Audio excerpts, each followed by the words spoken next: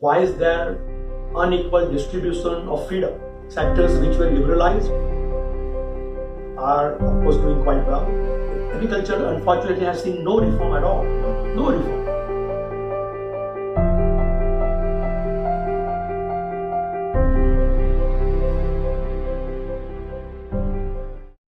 The fundamental sort of principle or premise that I use is the degree of freedom the people enjoy in the country. Right?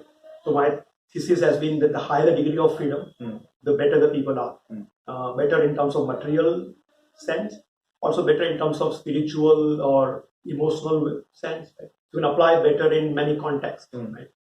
Usually in economics we talk about material prosperity or betterment, right? But it could be in any other dimension. So the question we have to ask is that why are some people in India have higher degree of freedom than others? Why is there unequal distribution of freedom? Right? Which in my mind leads to unequal distribution of resources and also of income and wealth. Right? So to me, those two are quite interlinked. Right? And if you want to test this, you can see which sectors of the Indian economy are doing well, and these sectors are not doing so well. And that's one way to ask that question. Right?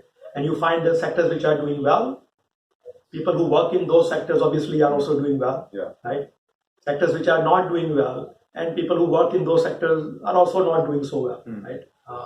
And that's a very good way to test the hypothesis, the degree of economic freedom related to degree of economic success. Right? And I would argue that what we have done in last 25 years of liberalization and opening up, right? Sectors which were liberalized are, of course, doing quite well. People who work in those sectors are also doing quite well, right? You take telecom, finance, right?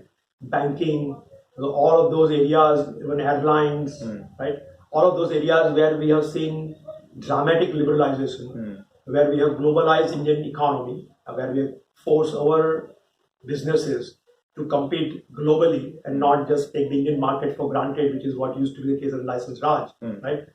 We have seen tremendous benefits in terms of the people who work in the sector. Their salaries and benefits have increased, as well as benefit to consumers. They're getting much cheaper and better services from those areas, right? My banking today is very different experience than what used to be even say 10 years ago. Right? My telecom experience today is very different than what was earlier. My airline experience is very different. Same is true in railways to some extent, right? So many of the areas where we have adopted this new approach, right, we are doing quite well. Which areas are not doing so well? So one, of course, clear target is agriculture. The farmers are not doing so well. Second, I would argue the large informal sector in the urban areas is also not doing so well. Yes, they may be slightly better off than they were 25 years ago, but broadly they are at the same level that they were earlier. There's not much has changed for them. The third group that I would think are not doing so well are the tribals. People who are living in not urban areas, not even agriculture is their vocation, right? The third way of living life, which is largely forest dependent life, which is dependent on forest resources. And that group of people also are not doing that well. Right? Now you ask yourself, what is common among all these three sectors? Agriculture, informal sector in urban areas, and the tribal economy. Right? The common factor is that not much liberalization, not much reform has happened in these areas. Right? Agriculture, unfortunately, has seen no reform at all. No reform.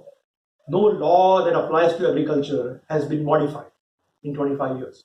Right? Some tinkering has happened, like APMC, right? But nothing fundamentally has changed for the farmers. Right? They are living the same life, the same set of institutions, the same incentive structure that they had 25 years ago. Right? And therefore, I think the sectors which have not been liberalized, which have not seen increasing degree of economic freedom, are the ones which are not doing so well.